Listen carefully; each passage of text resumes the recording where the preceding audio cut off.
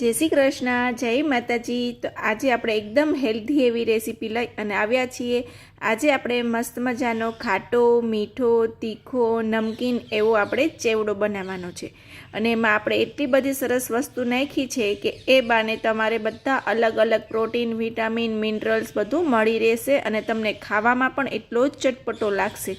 તો આજની એકદમ સરસ અને એકદમ સરળ રીતે બનતો ચેવડાની રેસીપી શેર કરી રહી છું અને આ આપણે મખાણા ઓટ્સનો ચેવડો બનાવી રહ્યા છીએ અને એને તમે ડાયટિંગમાં પણ ખાઈ શકો છો, એટલો સુપર ટેસ્ટી બને છે। તો ચલો આપણે આ એકદમ ચટપટો ચેવડો બનાવવાની શરૂઆત કરીએ। તો સૌથી પહેલાં અહીંયા આપણે મખાણા લેવાના છે અને મખાણા અહીંયા મેં ઓલરેડી સોલ્ટેડ મખાણા લીધા છે। તમારી પાસે લૂઝ મખાણા જે આવે એ પણ લઈ શકો છો, પણ મેં અહીંયા સોલ્ટેડ પિંક સોલ્ટ નાખેલા જે મખાણા આવે છે એ જ લીધા છે। ત્યારબાદ અહીંયા આપણે જે સુકાઈ જાય અને આ રીતનું લાલ મરચું થઈ જાય તો એ લાલ મરચું તીખાસ માટે લેવાની છે। ઓટ્સ લેવાનું છે, કિસમિસ, ત્યારબાદ કાજુ, માંડવીના દાણા એટલે કે મગફળી લેવાની છે, ત્યારબાદ મરી પાવડર, ત્યારબાદ ઘી, કેમ કે આપણે આમાં ઘીમાં જ મખાણાને અને ઓટ્સને શેકવાના છે, ત્યારબાદ ખાંડ, ત્યારબાદ મીઠું।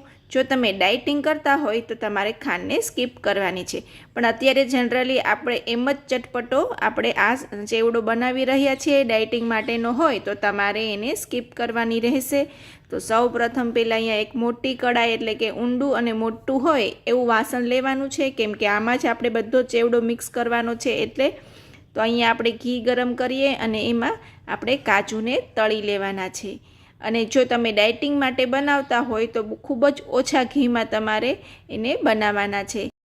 અહીંયા આપણે એનો સારો ટેસ્ટ આવે અને આપણે ડાયટિંગ માટે નથી કરી રહ્યા એટલે આપણે આટલા ભરપૂર ઘીમાં એને તળી રહ્યા છીએ, બાકી તમે ઓછા ઘીમાં એને તળી શકો છો। ત્યારબાદ અહીંયા આપણે સિંગદાણા લીધા છે તો આપણે સિંગદાણાને પણ સારા એવા આપણે અહીંયા ક્રિસ્પી થાય ત્યાં સુધી તળી લેવાના છે અને કોઈ પણ ક્વોન્ટિટી વધારે ઓછી તમે તમારા સ્વાદને અકોર્ડિંગ લઈ શકો છો।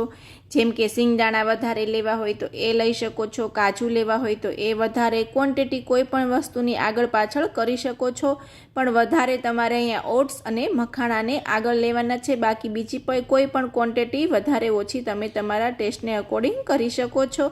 કેમ કે અહીંયા આપણે ઓટ્સ અને મખાણાનો ચેવડો બનાવી રહ્યા છીએ એટલે એ બે વસ્તુને થોડી વધારે લેવાની છે। તો આ રીતે આપણે એકદમ ક્રિસ્પી થાય ત્યાં સુધી સિંગદાણાને પણ તળી લેશું।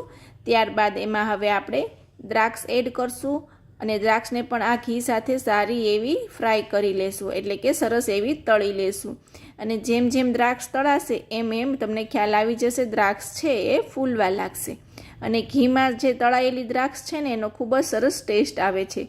તો એ પણ તમારે ચોક્કસ તળી લેવી અને પછી તમારા ચેવડામાં એડ કરવી। તો આ રીતે ત્યારબાદ પછી એમાં હવે ઓટ્સ લીધા છે તો એને પણ અહીંયા સારી રીતે શેકી લેશું અને આ રીતે એકદમ ક્રિસ્પી થાય ત્યાં સુધી આપણે એને શેકવાના છે અને ઓટ્સને ક્રિસ્પી થતાં થોડી વાર લાગે છે કેમ કે આપણે એને સ્લો ફ્લેમ પર શેકવાના છે। જો બહુ હાઈ કરશો તો ઓટ્સ છે એ એકદમ બળી જશે અને ચેવડાનો જે ટેસ્ટ છે એ સારો નહીં આવે, એટલે ખાસ એ પણ ધ્યાન રાખવાનું છે કે એકદમ ધીરા ગેસ ઉપર અને એકદમ કડકડિયા થાય ત્યાં સુધી આપણે ઓટ્સને શેકી લેવાના છે અને જેમ જેમ શેકાશે એમ તમને ખ્યાલ પણ આવશે થોડો એનો કલર છે એ બદલાશે એટલે કે બ્રાઉન કલર જેવો થશે।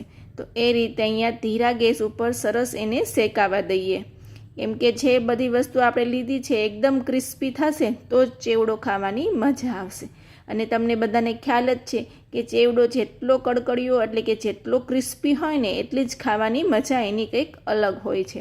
તો ત્યારબાદ આપણે અહીંયા ટેસ્ટ અકોર્ડિંગ નમક એડ કરી દઈએ અને સારી રીતે હવે મિક્સ કરી લઈએ। ત્યારબાદ આપણે જે સિંગદાણા તળિયા છે એમાં પણ આ રીતે ઉપરથી નમક એડ કરી દઈએ। ઓટ્સમાં પણ આપણે મરી પાવડર જે રેડી રાખ્યો છે એ આ રીતે એડ કરી દઈએ। પછી સાઈડમાં આપણે આ રીતનું ઘી વઘારમાં મૂકવાનું છે એટલે કે ઘીને ગરમ કરવાનું છે। ત્યારબાદ જે આપણે લાલ મરચું સુકાઈ ગયું હતું, થોડું એ લીલું છે અને થોડું સુકાઈ ગયું છે, એ રીતનું લાલ મરચું લીધેલું છે એને ઘી સાથે આવી રીતે એકદમ ક્રિસ્પી થાય ત્યાં સુધી શેકી લેવાનું છે એટલે કે એકદમ એને ફ્રાય થવા દેવાનું છે।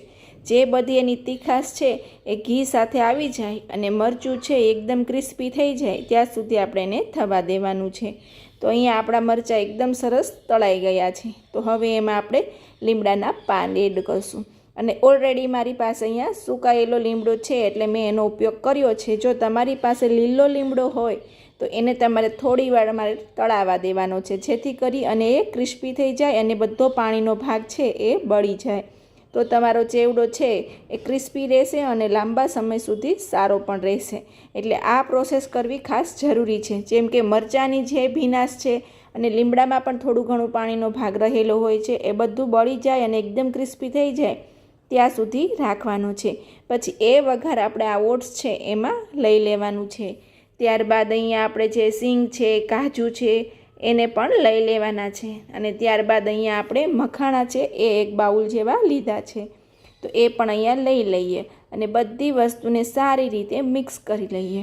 અને મારા મખાણા છે એ ઓલરેડી સોલ્ટેડ અને શેકાયેલા જ છે, એટલે મેં એને અહીંયા ગરમ નથી કર્યા કે ક્રિસ્પી નથી કર્યા.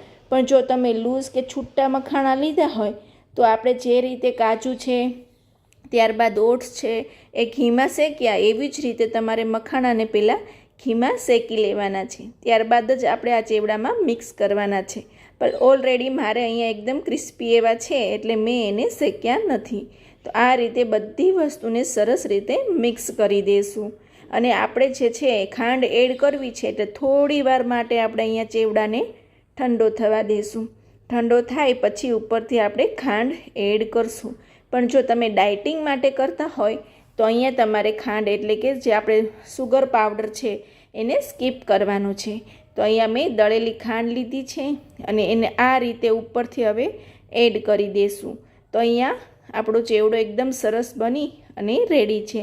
અને ખાલી નમકવાળો તમારે લેવો હોય તો એ રીતે પણ કરી શકો છો.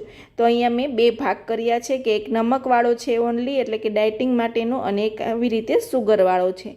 તો અહીંયા મેં એક બાઉલમાં એને સર્વ કરી લીધો છે. અને આ ચેવડો તમે જ્યારે ઈચ્છા થાય, ભૂખ લાગે ત્યારે તમે ખાઈ શકો છો. અને એકવાર આ રીતે તમે ડાયટિંગ ચેવડો ખાશો ને એટલે બધા જ ચેવડા ભૂલી જશો અને એકદમ ટેસ્ટી એવો બને છે. અને આ રીતે પ્રેસ કરતાં તમે જોઈ શકો છો કે મખાણા પણ એકદમ ક્રિસ્પી સરસ છે અને એકદમ સરસ એનો ભૂકો થઈ જાય છે. તો આટલો ક્રિસ્પી ચેવડો હશે ને તો જ તમને ખાવાની મજા આવશે. અને આ ચેવડાની અંદર તમે ડુંગળી, ટમેટું, કાકડી, મરચું એ રીતે બધું એડ પણ કરી શકો છો અને ચાટ જેવું, ભેળ જેવું બનાવીને પણ ખાઈ શકો છો. તો આજની રેસીપી કેવી લાગી એ પણ કમેન્ટ કરજો.